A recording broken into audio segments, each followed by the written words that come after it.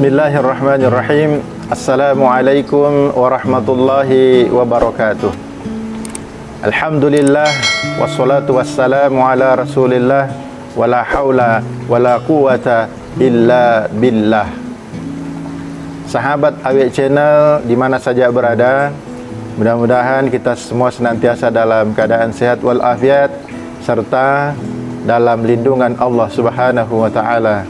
Amin ya rabbal alamin.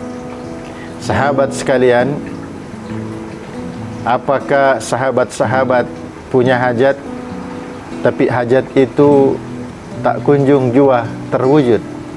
Mungkin di antara sahabat ada merasakan hal yang seperti ini. Ketahuilah sahabat-sahabat sekalian, bahwa kita manusia memang punya banyak keterbatasan. Kita manusia di hadapan Allah sangat lemah. Sehebat apapun kita, sekuat apapun kita, secerdas apapun kita, kita masih punya banyak keterbatasan dan kelemahan. Oleh karenanya, pada hajat-hajat yang kita inginkan dalam kehidupan ini, terkadang kita sudah mengerahkan seluruh kemampuan yang kita miliki, tapi toh tidak terwujud juga. Dalam posisi seperti ini sahabat sekalian, tentu kita berharap datangnya pertolongan dari Allah Subhanahu wa taala sebagai zat yang maha atas segala-galanya. Sahabat-sahabat sekalian, di dalam Al-Quran Allah Subhanahu wa taala telah memberikan sebuah solusi untuk mendatangkan pertolongannya kepada kita.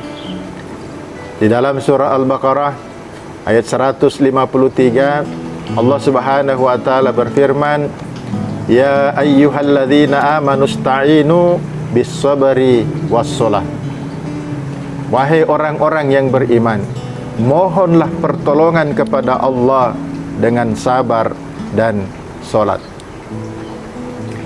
Jadi langkah pertama yang kita lakukan ketika kita sudah merasa hampir putus asa dari segala macam usaha yang kita lakukan untuk memenuhi hajat-hajat kita tapi tidak juga terwujud, maka jadikan sabar dan solat menjadi sarana untuk mendatangkan pertolongan Allah Subhanahu wa taala. Bersabar dalam artian bahwa ada proses yang harus kita jalani untuk mewujudkan keinginan dan hajat-hajat kita. Hidup ini tidak serba instan. Hidup ini pun juga tentu bukan bim salah bim lalu muncul dan terwujudlah sesuatu. Kita sebagai manusia biasa pun juga tentu tidak memiliki kekuatan kun fayakun. Yang memiliki kekuatan kun fayakun hanya Allah Subhanahu wa taala.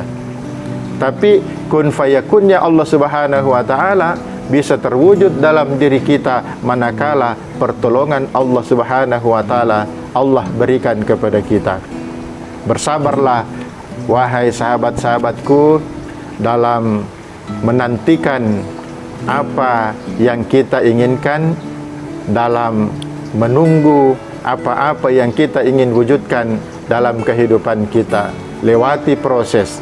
Kalau prosesnya sudah kita lewati dengan benar, maka pertolongan Allah yang kedua kita undang dengan solat. Tunaikan solat hajat.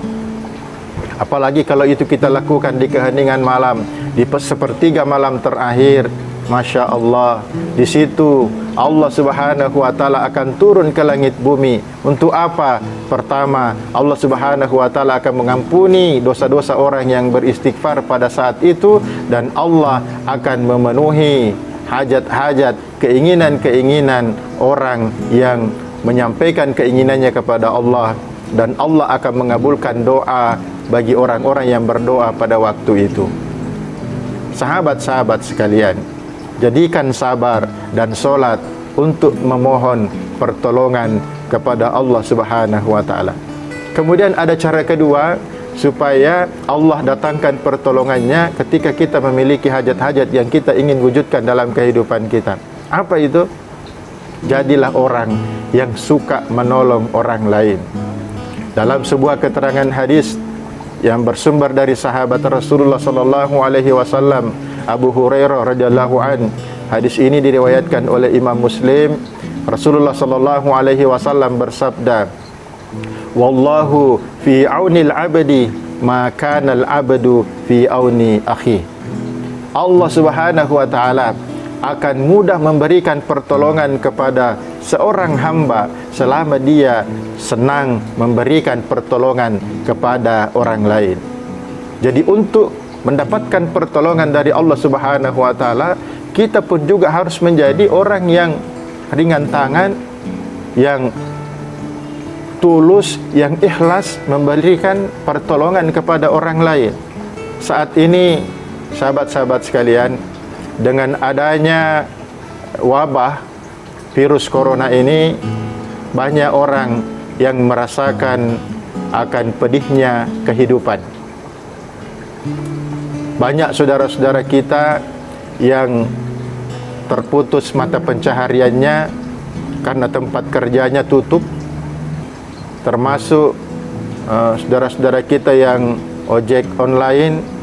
Dia pun juga merasakan hal yang sama, karena dengan adanya PSBB tidak boleh lagi mencari penumpang.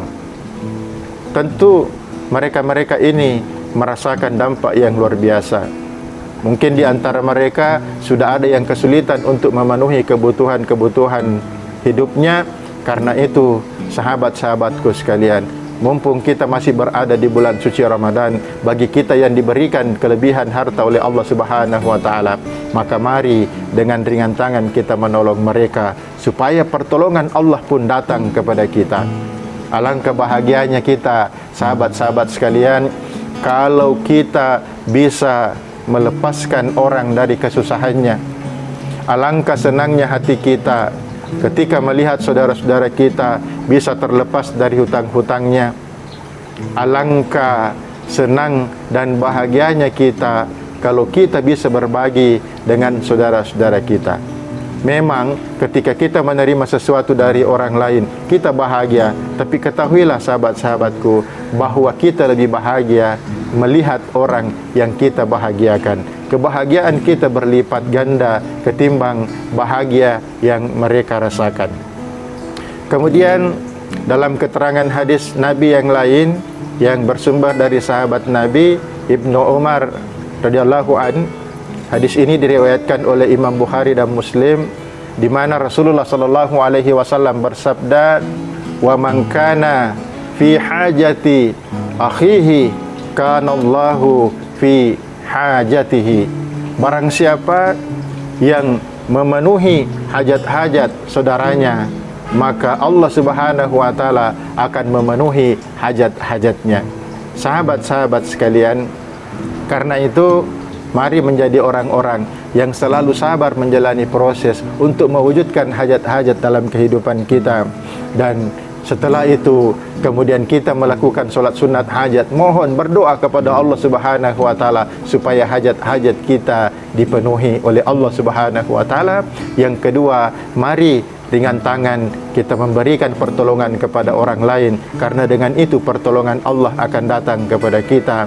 Dan yang ketiga, penuhilah hajat-hajat saudara kita, karena itu luar biasa pahalanya. Memenuhi hajat saudara kita, pahalanya jauh lebih besar ketimbang kita iktikaf di masjid Rasulullah sallallahu alaihi wasallam. Sahabat-sahabat sekalian, inilah yang dapat saya sampaikan pada kesempatan ini. Mudah-mudahan bermanfaat. Lebih kurangnya saya mohon maaf. Wabillahi taufik wal hidayah. Assalamualaikum warahmatullahi wabarakatuh.